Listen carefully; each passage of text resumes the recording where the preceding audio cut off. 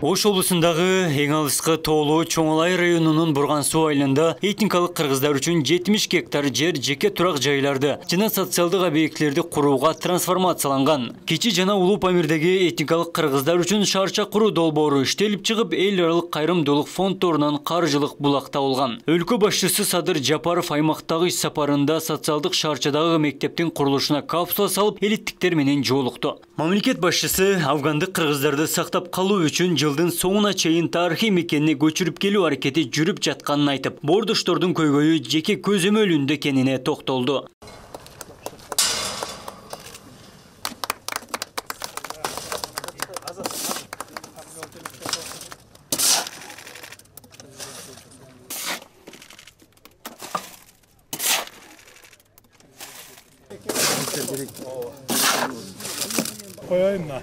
Мектеп, ФАП, жанагыдай социалдык объектлерди курганы, капсула салганы келдик. Анан мунун максаты мектеп салып, чоңураак мектеп салып, анан дагы бир ушу жерге 300-400 түтүн үй салабыз жаздан баштап.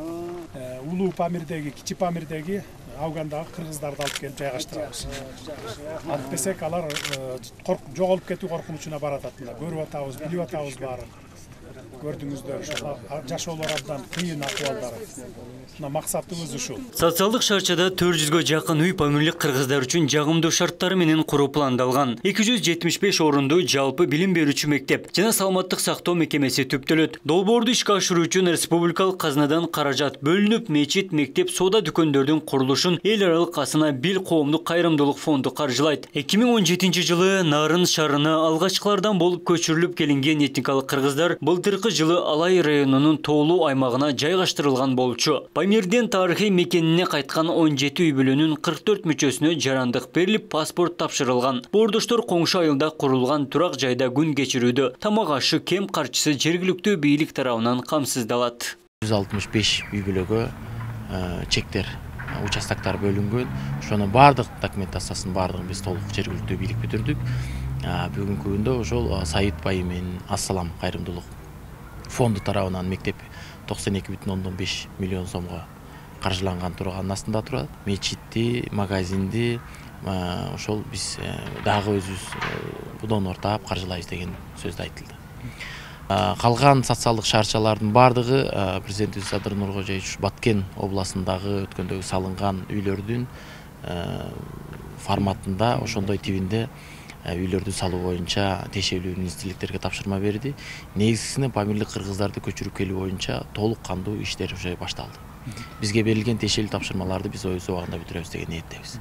Президент жергиликтүүлөр менен жолугуп көйгөйлүү суроолоруна жооп берди. Анда алдыдагы парламенттик шайлоодо ар бир мамлекеттик органдарга өнөктүктү таза жана ачык өтүүсүн камсыздоого катуу талаптар коюларын айтты. Жогорку кеңештеги жаңы системаны түшүндүрүп, чакырылышка 90 эл өкүлү өтсө, анын 54 партиядан 36-сы бир мандаттуу округтан шайланарына токтолду. Шайлоодо элди добушун сатпай, артыкчылыктуу системада татыктуу депутаттарды тандап алууга чакырды. Кайсыл бир мамлекеттик кызматкер шайлоо янына кийлигише турган болсо, токтоосуз түрдө жоопкерчиликке тартыла тургандыгын эскертти.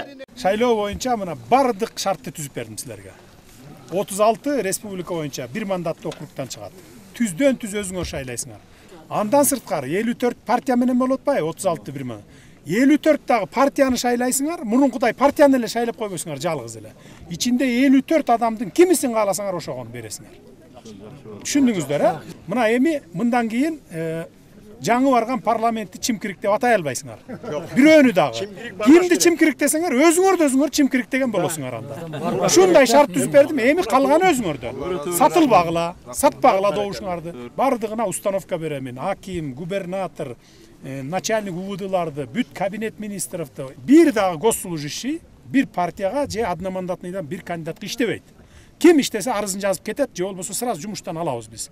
Бизде жанагы Чоңолайда биз ушул мынагы баягыдан бери аксакалдар айтып жатканы ушулардын бардыгын чече турган өзү кадрлар, ушул жердин акими, губернатору, өкмөт эле чечип отурган нерсени сизге айтып атат. Аким, губернаторлордун буга чейин эч бир бийлиги жок болгон. Аты эле бар болчу. Анан бүт мыйзам менен бизге ак үйгө алып алыптыр. Ошонун бардыгын мен ылдый түшүрүп кайра берип атам.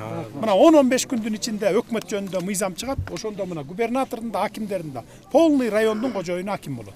Бая мен шайлоодо эле айткам муну сиздерге. Бүт ошо Ошто, Жалал Абадта бардык жакта айткам. Ошондо мен айткамын акимдерге берем. Катаал шарттагы айылдын жашоочулары жер трансформациялоо, автотранспорттук логистика жана ичүүчү таза суу көйгөйүн чечип берүүнү президенттен өтүндү. Мамлекеттеги реформалардын алкагында райондун акимдеринин ыйгарым укуктары кеңейтилип, жергиликтүү маселелерди жөнгө салуу жолго коюлат. Чоңолай району Тажикстандын Тоолу Бадахшан автономиялуу областы менен чектешет. Деңиз деңгээлинен 3000 метр бийиктикте жайгашкан. Эң бийик жери Чоңолай тоо кыркаларында жайгашкан Ленин атындагы чоко. Деңиз деңгээлинен 7134 метр бийик. Элеттиктер негизинен мал чарбасы менен алектенет. Абдумалик Базарбаев, Элиман Акбаев, Ош ТВ. Biraz токтоо үстүндө турат. Ушуга өз көзөмөлүңүзгө алсаңыз.